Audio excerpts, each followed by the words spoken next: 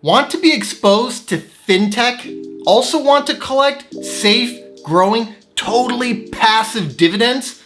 Wondering which are the top fintech dividend growth stocks to consider buying? Then you have to check out today's video. He is a best-selling author. 30-year-old Jason Fieber has a plan. This guy retired at only 33 years old. I don't know if I know too many people that have accomplished something like that. He's really kind of a guru when it comes to passive income.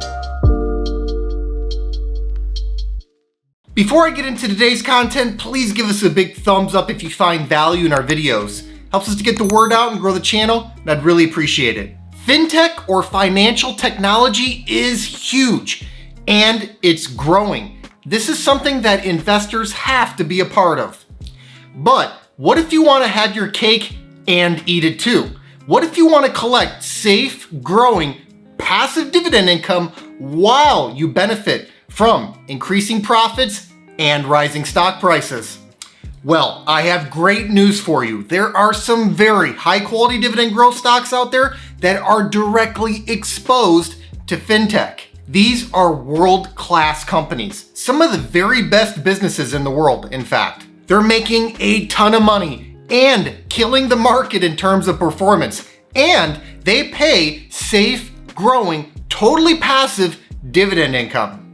Today, I want to tell you about 3 fintech dividend growth stocks that you should consider putting in your portfolio.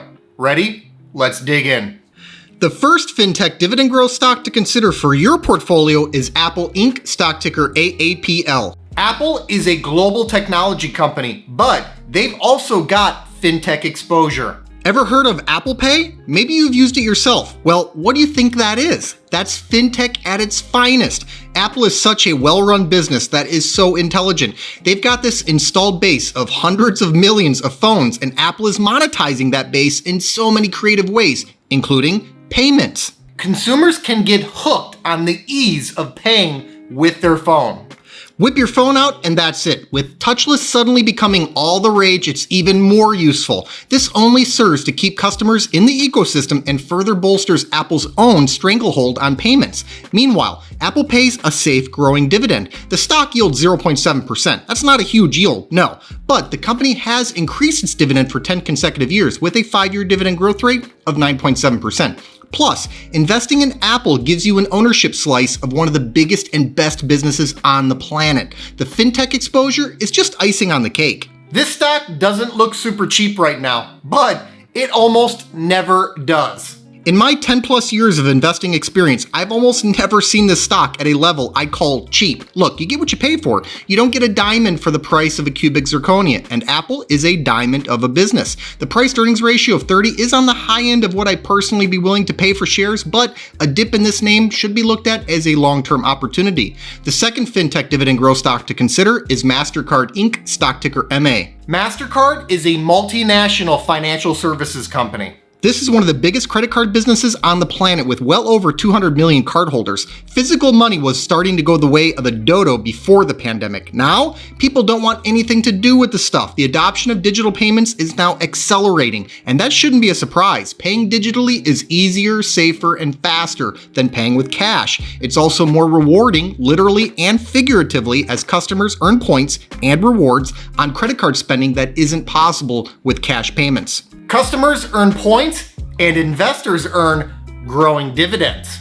If you're a Mastercard user and shareholder, you earn both, even better. In regard to the dividend, like Apple, Mastercard stock isn't a huge current income producer. The stock only yields 0.5%. But this compounder is the kind of stock that puts the growth in dividend growth investing. They've increased their dividend for 10 consecutive years with a, get this, 10-year dividend growth rate of 38.9%. This stock is up more than 300% over the last 5 years alone.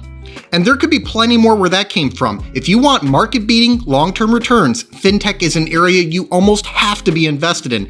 This is another stock that doesn't look cheap. The price-earnings ratio is coming up on 60, which is rich, but it wouldn't need a significant dip to be considered worthy of long-term investment with the kind of growth the business is putting up. Last but not least, let's discuss Visa Inc., stock ticker V. Visa is a global payments technology company. Here we have the king of the industry with $8.8 trillion in payments volume last year during a pandemic. There are 3.3 billion Visa credit cards in circulation. That's almost half of the global population. Visa doesn't just do fintech, they do it big. And in an industry that is starting to really take off, they're poised to benefit from the lion's share of that growth. The company's slogan was once, "It's everywhere you want to be." Well, this stock is everywhere you want to be. That's assuming, of course, you want safe, growing passive dividend income and market-crushing total returns. This stock is the epitome of having your cake and eating it too. The stock's yield of 0.6% might not get the income job done on day one. Instead, this is a world-class compounder that starts to spit out serious dividend income when you're patient and let those dividend raises add up. Visa has increased its dividend for 13 consecutive years with a 10-year dividend growth rate of 25%. The stock is up more than 1,100% over the last decade. It's absolutely crushed the S&P 500. And the crazy thing is, in a lot of ways, Visa's just getting warmed up. They went public in 2008. We're talking less than 15 years ago. And digital payments, the sky's the limit. This stock isn't cheap, but it didn't look cheap when I personally bought shares in 2014 either, yet it's up massively since then. Visa isn't low quality, high yield junk. It's a world-class business that deserves a high valuation. The current price to earnings ratio of 56 is arguably a bit too high, but Visa could be a crown jewel of a dividend growth stock portfolio. So keep an eye out for dips in this name if you want to get in at a lower valuation. Thanks so much for watching. I hope you enjoyed today's video. Give us a like if you did. And let us know in the comments what you think about these fintech dividend growth stocks. Please make sure to subscribe to the channel and ring that notification bell so that you don't miss out on new content.